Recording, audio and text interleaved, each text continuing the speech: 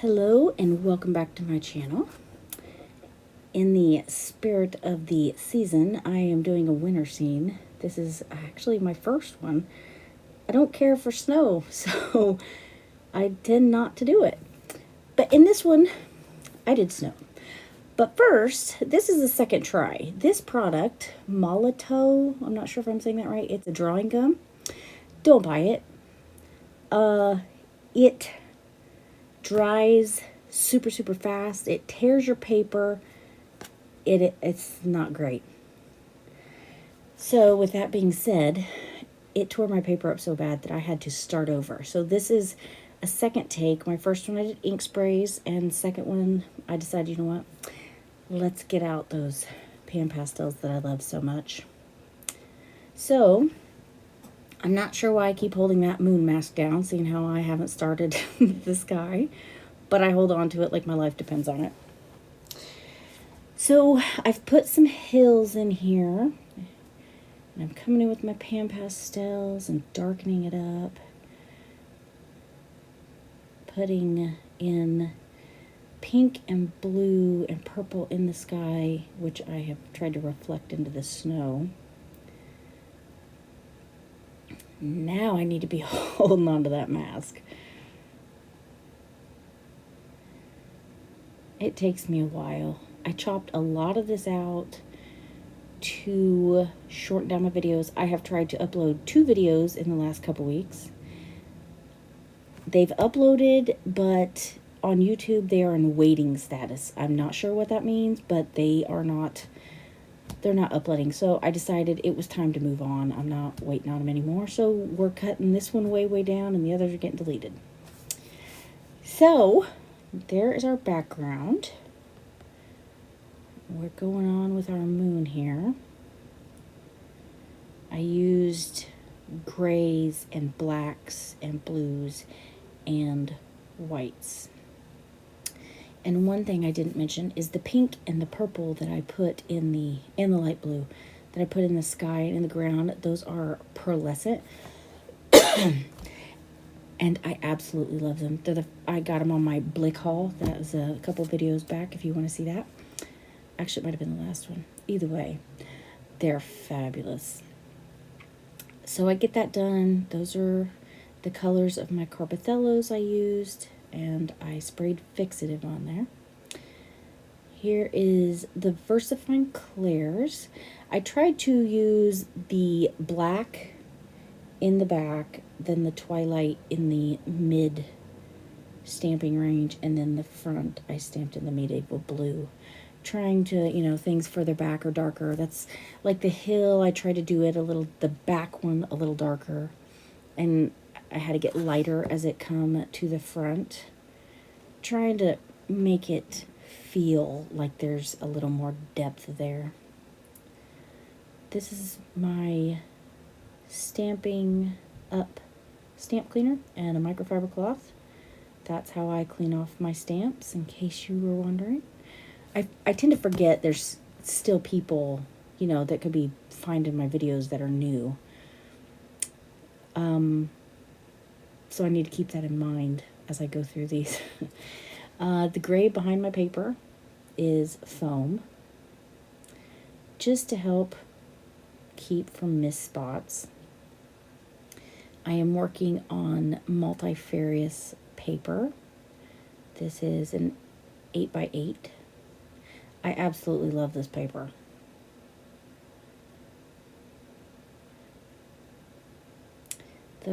I've used several trees, and in the description below I will have all the products that I used. We used the sacred tree, the skeleton tree set, fir tree 1, the stag, the birch, and the red berry wreath set. All Lavinia stamps. I do love Lavinia. One of these days, I want to go to the Lavinia store in the UK. I'm in the US, so it might take me a hot minute to get there.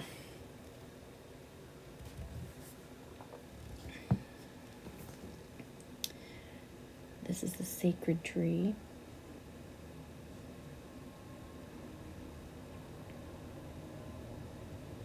I really struggled with where I was going to put that stag, but because of editing, you don't have to watch me move it around 62 times. So we're coming back in with the pan pastels again, and the paper is just glassine to keep from my paws smudging the pastels everywhere. I am starting to put in shadows, and I don't bore you with all these details. We speed through some of these. The actual shape of your shadows doesn't need to be perfect. Nobody actually pays a whole lot of attention to the shape, I don't think. They pay attention to the fact that they're there or not, but the actual exact shape I don't think is super important.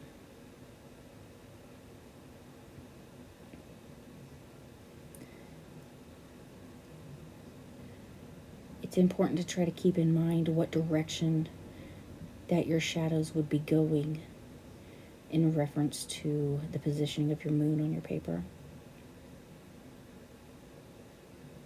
I'm always afraid I'm going to go too dark. So I go back over some of these shadows 3 and 4 times, because then I'll go on and do something else. And then I'm like, man, that's really not dark enough. And right here, there was just like a dark swoop in the pastels, and it just felt like there should be a little slope of snow there. So I put it in.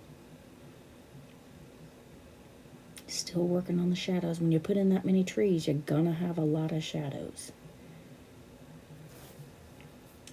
I found back here, putting on the pencil, I come in with a tool to help kind of blend it all together, and the tool actually picked up the pencil.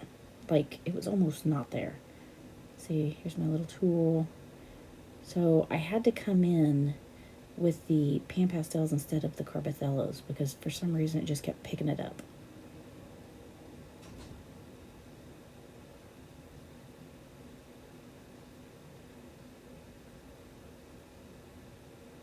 You can also see that you can see tree and hill through my stag. We fix that here in a minute too. I get the Stabilo all black pencil out, and we take care of that. I'm still working on my shadows. I spent quite a bit of time putting in shadows, and then, like I said, going back over them.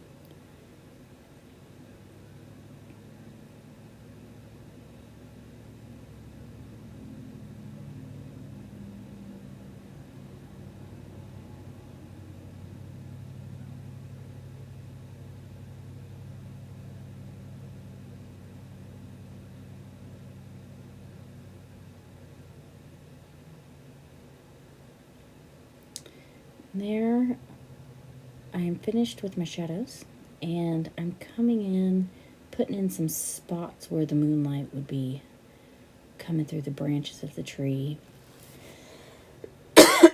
Excuse me. Working on some of the highlights. I had kind of messy edges there. I was cleaning them up. Here's where I come in with the Stabilo all black.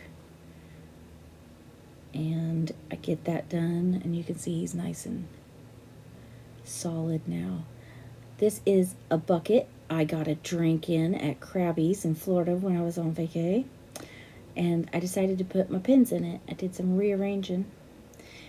I've got my 3 different sizes of Arteza white pens there, and this is the berry wreath we're putting up in the front. I go through and I hit the highlights with the white pens, and I got that big old bucket out, but I only used silver and red. I put red on these berries that I'm putting here in the foreground, and then the silver I used for stars in the sky. Now, what I was shooting for was a stormy, cold winter's night, okay? Now, here in a little bit, I got a little carried away with the snow, but you'll see what I mean here in a minute. sometimes, you know, it can't be undone. So it was what it was, but I love that this berry wreath comes with the small individual berries, so you can, you know, play around and change it up a little bit so it doesn't look like one stamp stamped over and over. There was the pens I used, the Uniball glitter gel pens. You really can't pick up the shiny. These are all pearlescent, but that brown, and I love these. I so love them. This is where I was trying to, you know, give the impression of wind swooping across there. And it didn't really work out. Now, when I was doing the sprays on the first try, I had streaks in the ink, and I really thought it looked windy. But then the paper got so torn up from that stupid gum. So, anyway, attempting, this is gouache. I added a little bit of water. You see how heavy it's getting behind my hand? I wasn't looking there. I was looking ahead of my hand. I couldn't see that where. And now I'm like, oh dear, look at all that. It's a stormin'. It is. He is really cold. But it was what it was. That is what I use. I backed it on some black lavender. And it is what it is. It's very heavy. It definitely looks like it's snowing and a blowing now. So final touches, I take my stickles, you know, because when the light hits the snow just right, I hate snow, but, you know, it is very glittery looking. So, you know, I wanted that to show in here that it's a snowing. And it's glittery, the moonlight's hitting it. So for those of you that love snow, this one's for you.